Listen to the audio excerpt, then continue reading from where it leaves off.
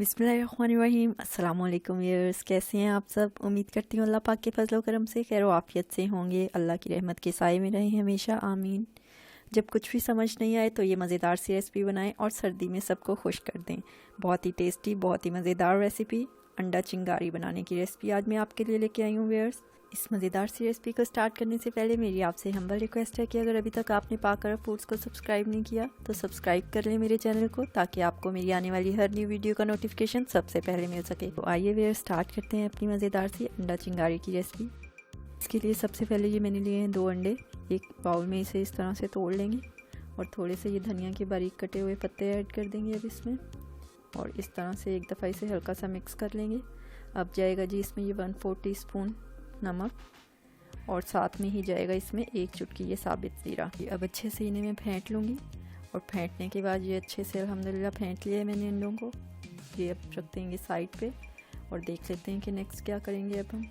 ये इसके लिए मैंने लिए हैं 3 बॉयल अंडे और इनका छिलका मैंने उतार लिया है। इनको सबको इसी तरह से 4 पीसीज में कट कर लूँगी।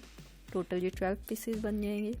ये रेसिपी आप नाश्ते में भी बना सकती हैं, बहुत ही मज़ेदार, बहुत ही टेस्टी बनती है। ये इतनी मज़ेदार और इतनी टेस्टी होती है कि जब एक दफ़ा बनाएंगे तो अंडा कौरमा बनाना भूल ही जाएंगे। बहुत ही मज़ेदार रेसिपी है, तो रेसिपी को एंड तक देखिएगा और पसंद आए तो लाइक कीजिएगा, कमेंट्स करके बताइएगा कि कैसी लगी आपको मेरी ये रेसिपी। अभी अंडों को मैंने इस तरह से 4 पीसीज में कर लिया कट, इन्हें भी रख देंगे अब साइड पे। अब ये 1 टेबलस्पून लहसुन अदरक का पेस्ट चाहिए होगा इसके लिए, और बाकी की सब स्पाइसेस भी इसी में ऐड कर लूँगी। 1/2 टीस्पून इसके लिए जाएगा जी इसमें चाट मसाला, 1/2 टीस्पून इसमें ज़ीरा पाउडर ऐड कर दूँगी, 1/4 टीस्पून इसमें जाएगी हल्दी, और 1/2 teaspoon red chilli powder add कर दूँगी।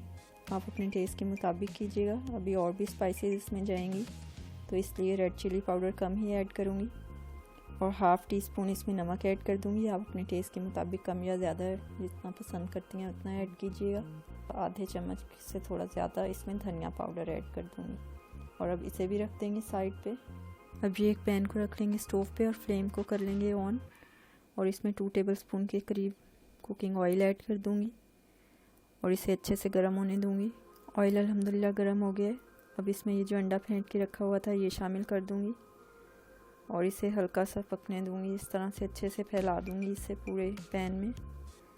इसे बहुत ज़्यादा नहीं पकाना है, इस तरह से इसे चम्मच की मदद से थोड़ा सा पकने के बाद कर लेंगे क्रम्बल, और बहुत ज़्यादा छोटे छोटे टुकड़ों में नहीं इसे तोड़ना, बस थोड़े थोड़े बड़े टुकड़ों में ही इसे तोड़ेंगे इस तरह से, और बहुत ज़्यादा पकाना भी नहीं है, बस थोड़ा सा ही पका के इस तरह से ये थोड़े थोड़े बड़े टुकड़ों में तोड़ के इस तरह क्रम्बल करके इसे रख देंगे अब साइड पे एक अलग बर्तन में निकाल के। बाकी का प्रोसेस देख लेते हैं कि अभी हमें इसके लिए क्या करना है। अब दूसरे बर्तन को ये मैंने फ्लेम पे रख लिया है। इसमें डाल दूँगी 1/3 कप ऑयल और इसे गर्म होने दूँगी। अल्हम्दुलिल्लाह ऑयल गर्म हो गया है। अब इसमें जाएगा 1 चुटकी ये साबित ज़ीरा, इसे एक दफ़ा इस तरह से कर लूँगी मिक्स। अब ये 1 प्याज ऑमलेट कट्टी से मैंने काट लिया था ये शामिल कर दूँगी और इसे अच्छे से कर लूँगी फ्राई।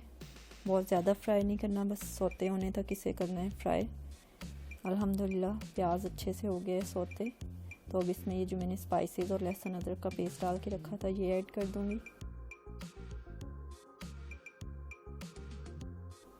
और 1 मिनट इस तरह से मिक्स कर लूँगी।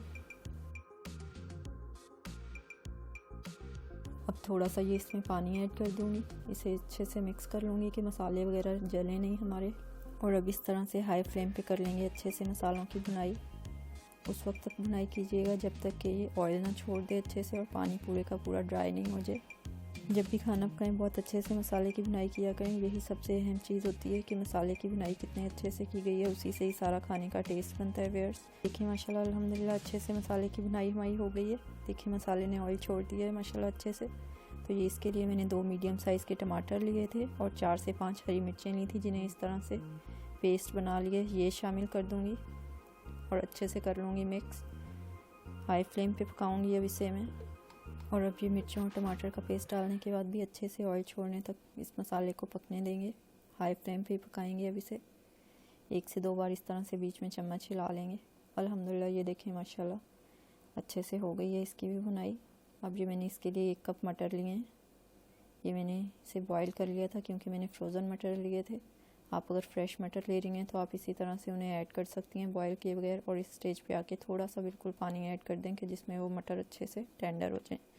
मैंने चूँकि मटर बॉयल किए हुए हैं तो मुझे 1 से 2 मिनट लगे हैं इसे पकाने में। अब ये इस तरह मटरों की भी मसाले में साथ में भुनाई होते हुए 2 मिनट हो गए हैं। अब ये जाएंगी इसमें हाफ़ टी स्पून काली मिर्चें और ये अच्छे से मिक्स कर लेंगे इसे। तो अब ये अंडा जो मैंने इस तरह से फ्राई करके रखा हुआ था क्रम्बल करके, ये शामिल कर दूँगी इसमें, और 1 से 2 मिनट इसकी भी भुनाई कर लेंगे ताकि हर चीज़ में हमारा बहुत अच्छे से मसाला मिक्स होता रहे और बहुत ही मज़ेदार सा, बहुत ही टेस्टी सा हमारा अंडा चिंगारी बन के तैयार हो। अभी इसे भी 1 से 2 मिनट ये देखिए मैंने इस तरह से कर लिया है, इसकी भी भुनाई साथ में मसालों के सभी बहुत ही मज़ेदार सा लग रहा है ना। तो अभी तो और भी बहुत चीज़ें इसमें शामिल करना बाकी है, एंड में बहुत ही मज़ेदार सा बन के अंडा चिंगारी तैयार होता है। तो रेसिपी को एंड तक देखिएगा व्यूअर्स। अब ये मैं इसमें शामिल कर दूँगी ये जो मैंने बॉईल करके और पीसेज में कट करके अंडे रखे हुए थे, ये शामिल कर दूँगी और ध्यान से इस तरह से हल्के हाथों से इसे मिक्स कर लूँगी कि ये अंडों की जर्दियाँ इस तरह से अलग नहीं हैं उस पैदी से। और 1 से 2 मिनट इनको भी इस तरह से मसाले में कर लेंगे मिक्स। और अब इसके बाद इसमें ऐड कर देंगे ये थोड़ा सा सब्ज़ धनिया बारीक कटा हुआ और इसे मिक्स कर लेंगे अच्छे से।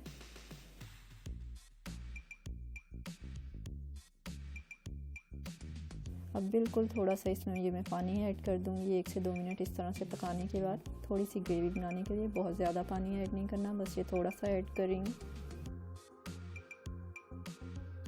इस तरह से मिक्स करके बिल्कुल लो फ्लेम पे 2 मिनट के लिए दम पे रख देंगे, फिर देखते हैं आगे फर्दर। ये देखें व्यूअर्स, 2 मिनट दम पे रखने के बाद किस तरह से मज़ेदार सा माशाल्लाह से तैयार हो गया है हमारा सालन। तो सर्व कर लेंगे इसे।